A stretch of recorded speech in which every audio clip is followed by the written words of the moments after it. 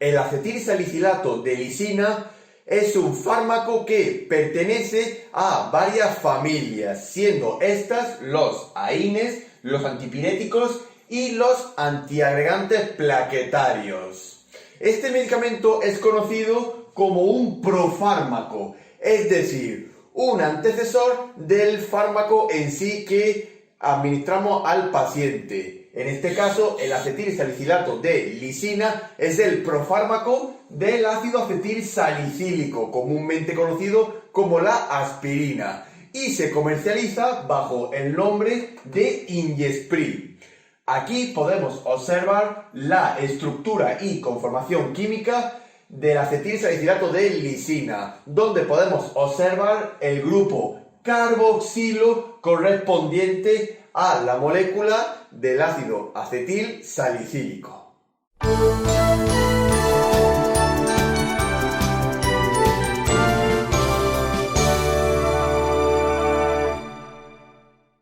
Recordando que el acetilsalicilato de lisina es el profármaco del ácido acetilsalicílico, encontramos que el Injesprin, o también conocido como la sal de ácido acetilsalicílico, está indicada en la profilaxis y tratamiento de episodios trombóticos, es decir, de trombopatías y tromboembolismos. También se utiliza para el tratamiento de la hipertermia y, por supuesto, como tiene efecto analgésico y antiinflamatorio, se utiliza para diversos dolores, casi siempre de tipos leves a moderados.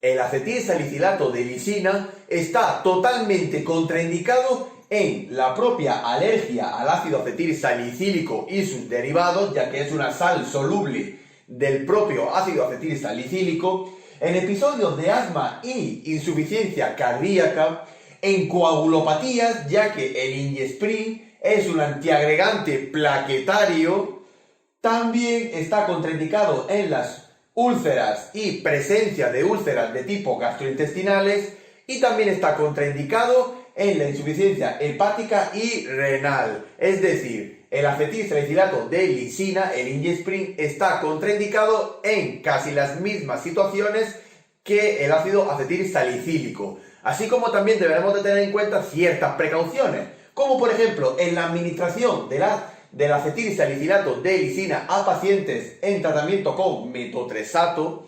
En la propia insuficiencia hepática y o renal se puede agravar el estado de insuficiencia. En la tercera edad siempre debemos cuidar a nuestros mayores, y en episodios de hipertensión arterial. Debido a que uno de los efectos adversos del acetilsalicilato de lisina es la presencia de hemorragias, mucho cuidado en la administración a pacientes que han sido sometidos a cirugía o van a ser sometidos a cirugía. Así como también el acetilsalicilato de lisina tiene interacción con varias familias de medicamentos, como por ejemplo los corticoides, la propia familia a la que pertenece, es decir, con los AINES, con los anticoagulantes y por último también tiene interacción con los antidepresivos de tipo tricíclicos, por ejemplo, los que pertenecen a la familia de los inhibidores selectivos de recaptación de serotonina.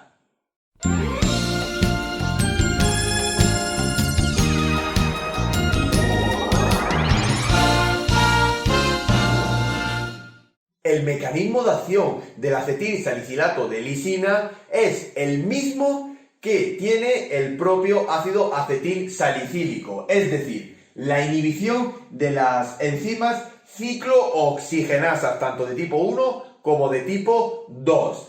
¿Cuál es la función de la enzima ciclooxigenasa? La producción de otras sustancias que intervienen en las respuestas analgésicas e inflamatorias orgánicas, siendo estas sustancias los tromboxanos y las prostaglandinas. Cuando se inhibe la acción de la enzima ciclooxigenasa, se evita la producción de estas sustancias químicas y se produce una alteración en la creación y en la génesis de dolor.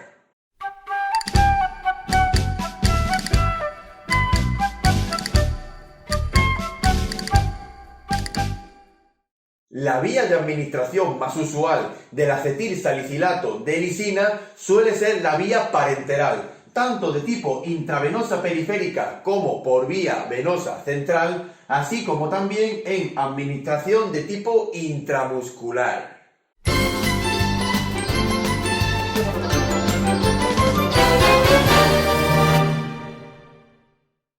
La posología más habitual del acetilsalicilato de lisina suele ser de 900 miligramos de Injesprin, que suele equivaler a 500 miligramos de ácido acetilsalicílico en su forma definitiva, y lo podemos administrar cada 8 o en 24 horas. Y si lo ponemos en perfusión, la pasaremos alrededor de 30 minutos, pero siempre teniendo en cuenta que 900 miligramos de Injesprin corresponden aproximadamente a 500 miligramos de ácido acetilsalicílico.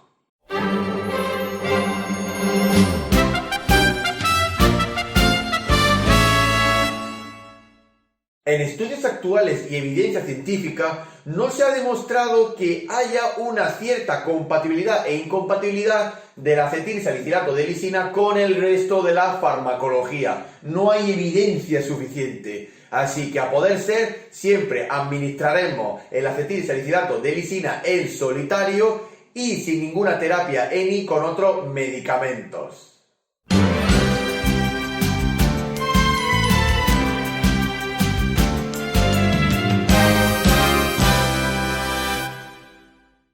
El acetilsalicilato de lisina, al ser el profármaco del propio ácido acetilsalicílico, tiene la misma adversidad y presenta los mismos efectos adversos que la propia aspirina, siendo estos efectos adversos la aparición y la génesis de úlceras de tipo gastrointestinales, la aparición de hemorragias, ya que promueve la anticoagulación, no hay coagulación.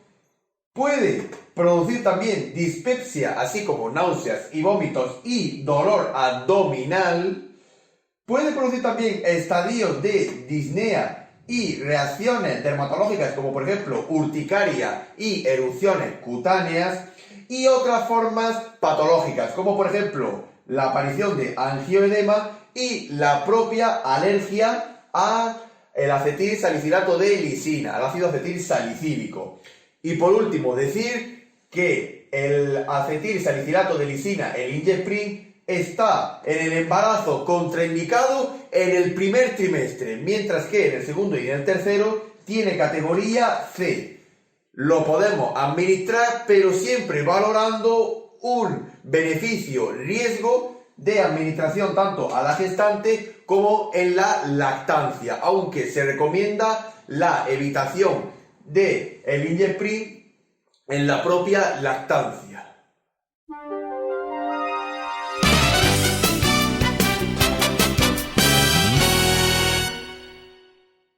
Finalmente, nos queda decir que el acetilsalicilato de lisina, a pesar de su administración de tipo parenteral, también se puede administrar de forma enteral. Por ejemplo, diluyendo el contenido del vial en suero fisiológico y administrándolo por sondaje nasogástrico o de forma oral.